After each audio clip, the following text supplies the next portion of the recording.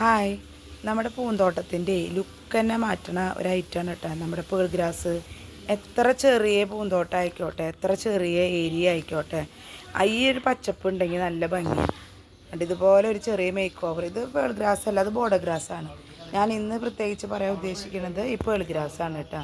അപ്പോൾ നമ്മൾ മണ്ണുത്തിയിൽ നഴ്സറിയിൽ പോയപ്പോൾ ഏറ്റവും വില കുറവിൽ 15 രൂപയാണ് ഒരു സ്ക്വയർ ഫീറ്റ്. ഇതിപ്പോൾ ഏകദേശം ഒരു സ്ക്വയർ ഫീറ്റുള്ള ഒരു പീസാണ്. പക്ഷേ ഇതിങ്ങനെയല്ല, അവർ കൊടുക്കണ ഒരു ഷീറ്റാണ്. അപ്പോൾ ഒരു ഷീറ്റിന് 60 രൂപ. അപ്പോൾ 4 സ്ക്വയർ ഫീറ്റ് ഉണ്ടാവും.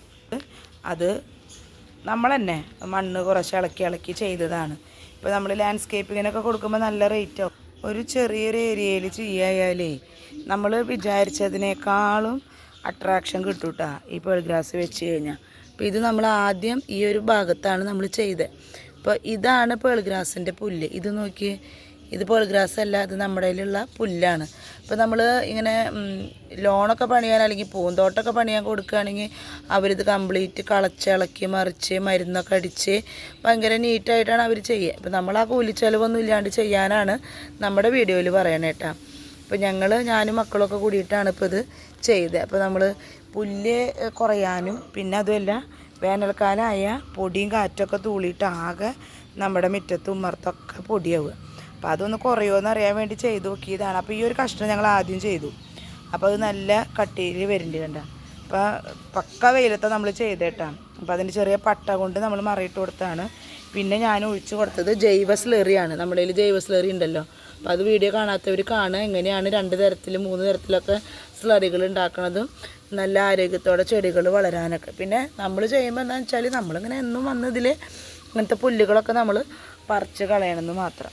അപ്പോൾ എപ്പോഴെങ്കിലുമൊക്കെ നഴ്സറികളിൽ പോകുമ്പോഴേ ഇങ്ങനെ കിട്ടുകയാണെങ്കിൽ ഒന്ന് ചെയ്താൽ കുറച്ച് ഏരിയ മതി. എന്നിട്ട് അതിൽ നമ്മൾ ചെടികൾ വെച്ച് കഴിഞ്ഞാൽ നമ്മുടെ എന്താ പറയുക, നമുക്കിങ്ങനെ കണ്ടിരിക്കാൻ തോന്നും. നമ്മളിങ്ങനെ ഓരോ വീഡിയോകളിൽ കാണില്ല, ഓരോ വീടുകളുടെ മുറ്റമൊക്കെ എത്ര ഭംഗിയില്ല. നമുക്കും ചെയ്യാം കേട്ടോ. കണ്ട, ഞാനും ചെയ്യാൻ പറ്റില്ല എന്ന് വിചാരിച്ചൊരു കാര്യമാണ് ഇത്. ഇത്ര ഏരിയയിൽ നിങ്ങൾ കാണിച്ചു തരാം, എത്ര ഏരിയയിൽ നമ്മൾ ചെയ്തുകൊണ്ടുണ്ട്.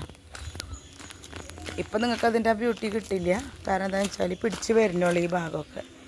എന്താ ഇത്തിരി ഉയരണ്ടായാൽ മതി.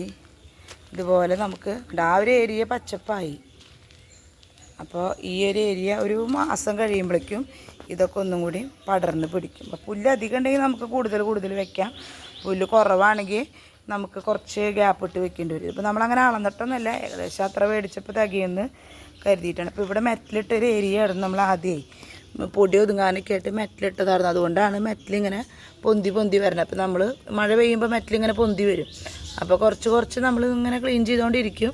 ഒരു 2 മാസമൊക്കെ കഴിയുമ്പോഴേക്കും ഇത് ഭംഗിയാവും. അപ്പോൾ വലിയ ചിലവൊന്നും ഇല്ലാണ്ട് നമുക്ക് ചെയ്യണമെന്നുണ്ടെങ്കിൽ ഈ ഒരു മെത്തേഡ് നിങ്ങൾ യൂസ് ചെയ്താൽ മതി. കണ്ട, പിന്നെ അതിലിങ്ങനെ എന്തെങ്കിലും ഒരു 2-3 ഐറ്റമൊക്കെ വെച്ചാൽ നമുക്ക് രാവിലെ വന്ന് നോക്കുമ്പോൾ ഉള്ളൊരു സന്തോഷം ഒന്ന് വേറെ തന്നെയാണ്.